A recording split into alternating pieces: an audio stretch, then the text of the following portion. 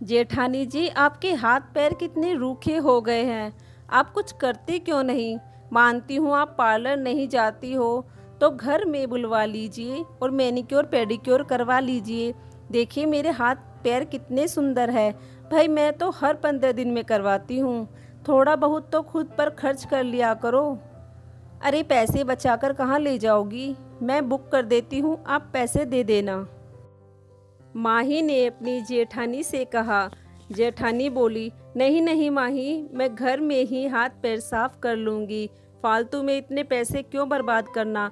वैसे भी कभी तेरे जेठ जी को तनख्वाह मिलती है तो कभी आधी मिल रही है। उसमें बच्चों की पढ़ाई, घर का खर्च सब कुछ देखना पड़ता है। माही बोली, छोड़ो चलो सब बातों को। आपको पता है कल मैं मॉल गई थी और बहुत सुंदर सुंदर कपड़े लेकर आई हूँ। तभी उधर से कविता की बेटी पलक आई और बोली, मम्मी मेरे मैथ की ट्यूशन के टीचर बोल रहे थे आपने 3 महीने से फीस नहीं दी है। वो बोल रहे थे कि जल्दी फीस जमा करवा दो वरना ट्यूशन मत आना। कविता ने बेटी को समझाकर पढ़ने के लिए भेज दी। माँ ही बोली, खर्चा तो मेरा भी बहुत हो रहा है। अगले महीने मेरे घर पर किटी पार्टी है। तभी उनकी सास सरला जी का फ़ोन आया, छोटी बहू मैं थोड़े दिन के लिए दिल्ली आ रही हूँ, नीरज को खबर कर देना। माही ने सोचा अब तो उसकी आज़ादी छिन जाएगी। वह तुरंत बोली, मम्मी जी आप जेठानी जी के पास क्यों नहीं रुक जाती, उनको अच्छा लगेगा। यह बात सुनते ही कविता के पसीने छूटने लगे कि महीने की आखिरी समय है, पर उनकी सास को भी आराम की ज़िंदगी जीना पसंद था। उन्होंने कहा, नहीं बड़ी बहू का घर बहुत छोटा है, वहाँ मुझे दिक्कत हो जाती है, मैं तुम्हारे पास ही आऊँगी। हाँ हाँ, बीच में बड़ी बहू से भी मिलने आ जाया करूँगी। शाम के समय बड़ी बहू कविता खाना बना रही थी और माही खाना टेबल पर लगा रही थी। माही बोली, भाभी आप कितना कंजूसी करती हैं, रोटी में घी दिख भी नहीं रहा है। पर कोई बात नहीं, आपके खाने में तो स्वाद है, मैं खा लेती हूँ। माही अपनी जेठानी को नीचा दिखाने का एक भी मौका नहीं छोड़ती थी। बातों बातों में कविता बोली, माही तुमसे एक मदद चाहिए। माही अपनी जेठानी को गौर से देखी और बोली, भाभी बहुत देर हो जाएगी, आरव भी स्कूल से आने वाला है और ड्राइवर भी कब से मेरा इंतज़ार कर रहा है। अब मैं चलती हूँ, बाद में आपसे बात करूँगी। इतना कहकर वह कविता की बात टालते हुए निकल गई। दोनों एक ही शहर में रहती थी, पर दोनों के स्वभाव में ज़मीन आसमान का फ़र्क था। पलक की दोस्त पीहू की माँ गरिमा कविता की अच्छी सहेली थी। एक दिन दोनों सब्जी बाजार में मिली तो गरिमा बोली, क्या बात है कविता, 2 दिन से पलक गणित पढ़ने के लिए नहीं जा रही है, सब कुछ ठीक तो है? नेहा बोली, वह पढ़ने जाती है। गरिमा बोली, बुरा मत मानना, 2 दिन से वह हमारे घर पीहू से पढ़ने आती है, क्योंकि टीचर ने उसे क्लास में आने से मना कर दिया। शायद तुमने 3 महीने की फीस नहीं दी है। कविता ने सारी बात गरिमा को बताई। गरिमा बोली, आजकल हर घर की यही हालात है। मैंने भी पति को बताया नहीं और अपने कुछ जेवर बेचकर उनकी मदद की। किससे मदद मांगती? यहाँ सबसे पहले अपने ही बुरे वक्त में मुंह फेर लेते हैं, फिर हमारा यहाँ कौन है? कविता बोली, लगता है मुझे भी अब वही करना होगा, वरना बच्चों पर इसका बहुत बुरा असर पड़ेगा। गरिमा बोली, तुम्हारे देवर तो इतने पैसे वाले हैं, तुम्हारी देवरानी आए दिन तुम्हारे घर खाने पीने के लिए आती रहती है, तुम उससे मदद क्यों नहीं लेती? एक बार बोल कर देखो, क्या पता वह तुम्हारी कुछ मदद कर दे। अरे गरिमा, मैंने एक बार कोशिश की थी माही से बात करने की, लेकिन उसने अनसुना कर दिया। अब तो कहती है तो मैं एक बार फिर बात करूंगी। बाजार से आने के बाद कविता ने गरिमा की बात पर गौर किया, लेकिन अपने पति से इसके बारे में कोई बात नहीं की। तभी पलक के ट्यूशन टीचर का पैसों के लिए फ़ोन आया। तब कविता ने अपनी देवरानी माही को फ़ोन किया। क्या बात है जेठानी जी, कोई नई डिश बनाई है क्या? कोई टेस्ट करने वाला नहीं होगा, तभी आपने मुझे याद किया। कविता हंसकर बोली, जो भी बनाती हूँ तुम्हें मैं ज़रूर खिलाती हूँ, आखिर तुम देवरानी कम छोटी बहन जो हो। कविता ने माही से कहा, माही मुझे कुछ पैसों की ज़रूरत है, प्लीज़ मेरी मदद कर दो।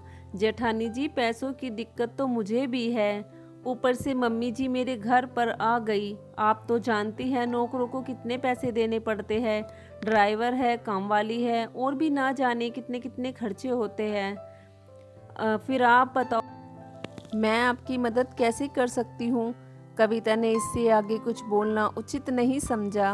उसे भी समझ आ गया कि बुरे समय में अपने भी साथ छोड़ देते हैं। कविता सोच रही थी कि बेटी की मदद कैसे करूँ, मेरी बच्ची का भविष्य खराब हो रहा है। तभी गरिमा का फ़ोन आता है। वह बोली, कविता मैंने अपने कुछ पैसे बचा कर रखे थे, जो मैंने पलक के दोनों टीचरों की फीस भिजवा दी। अब तुम्हारी बेटी की पढ़ाई नहीं रुकेगी। कविता फोन पर ही रोने लगी और बोली, गरिमा तुम्हारी माली हालत मुझसे छुपी नहीं है, फिर भी तुमने मेरे लिए यह क्यों किया। गरिमा बोली, ये मैंने अपनी दोस्ती के लिए नहीं, बच्ची की दोस्ती के लिए किया है।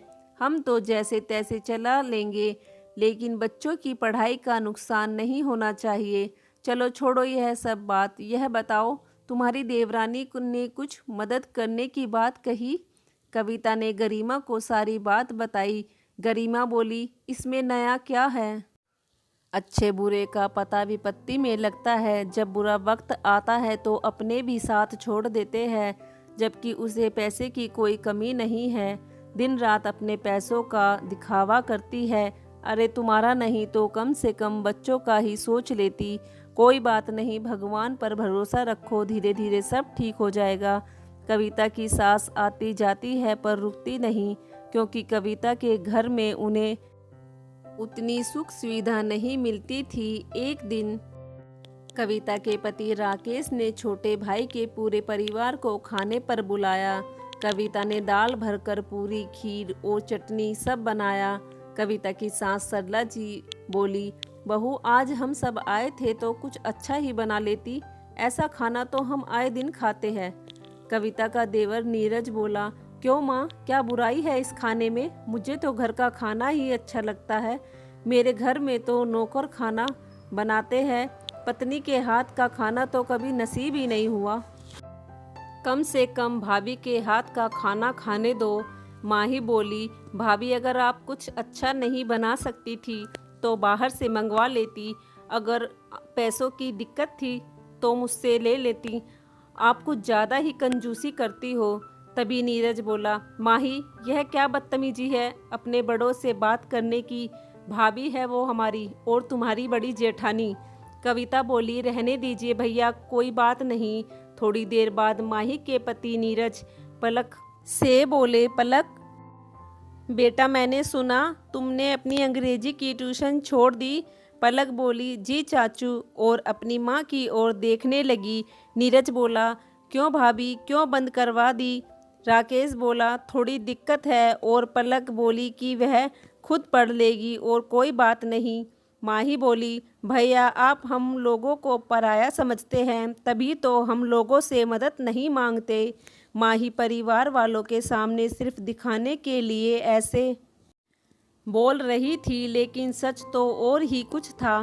तभी एकदम से सरला जी बोल उठी, बड़ी बहू अपनी नाक को इतना ऊंचा मत करो कि घाटा खुद का ही हो। अगर किसी से मदद मांग लेती तो तू छोटी नहीं हो जाएगी। इतना सब होने के बाद दोनों भाई बाहर बैठने चले गए। यहाँ माही और सरला जी बात बात पर कविता को टोक रही थी। कविता बोली, रहने दो देवरानी जी, देख लिया कौन कितने अपने हैं। और मम्मी जी अगर आप हमें अपना मानती तो अपने बड़े बेटे के घर पर रहती, पर आपको भी अपनी सुख सुविधा से मतलब है। माही बोली, जेठानी जी भड़क क्यों रही हो, मैं तो मजाक कर रही थी। कविता बोली, मैंने तुम्हें अपना समझकर हाथ बढ़ाया था, पर तुमने उसका क्या किया। मैंने अपने सुख सुविधा के लिए नहीं, अपने बच्चों की पढ़ाई के लिए तुमसे मदद मांगी थी। तुमसे अच्छे तो बाहर वाले हैं, जिन्होंने बच्चों की पढ़ाई को महत्व दिया और अपना पेट काट कर हमारी मदद की। बताओ कि कौन अपने हैं और कौन पराए। अरे यह बात तो सिर्फ कहने को है कि अपने तो अपने होते हैं। सच तो यह है कि जो दुख में काम आए वही अपने होते हैं। नीरज ने सारी बात सुन ली और बोला, क्या आपने पैसों की कमी के कारण पलक की ट्यूशन बंद करवाई? माही, यह मैं क्या सुन रहा हूँ? जब भाभी ने तुमसे मदद मांगी तो तुमने उनकी मदद नहीं की। भैया, आपने भी मुझे कुछ नहीं बताया। राकेश बोले, यह भी मुझे अपनी तकलीफ कहाँ बताती है। अब तुमसे क्या छुपाना, कितने महीने से तनख्वाह आधी मिल रही थी।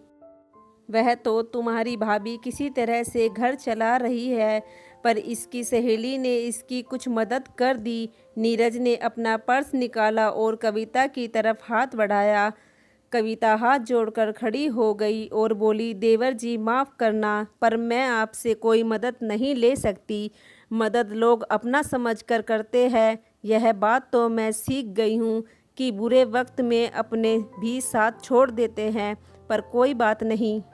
मैं इस चीज़ की आँच अपने रिश्तों पर नहीं आने दूंगी। आपने हमारे लिए सोचा, इतना ही हमारे लिए बहुत है। अगली बार ज़रूर आइएगा। नीरज अपनी पत्नी के किए पर बहुत शर्मिंदा था, लेकिन इसमें नीरज की कोई गलती नहीं थी। नीरज ने हाथ जोड़कर अपने भैया भाभी से माफ़ी मांगी और अपनी माँ को बोला, इसको तो मैं कुछ नहीं कह सकता, यह पराई है, पर आप तो माँ हो, पोते पोती बेटे बहू में अंतर कैसे कर सकती हो।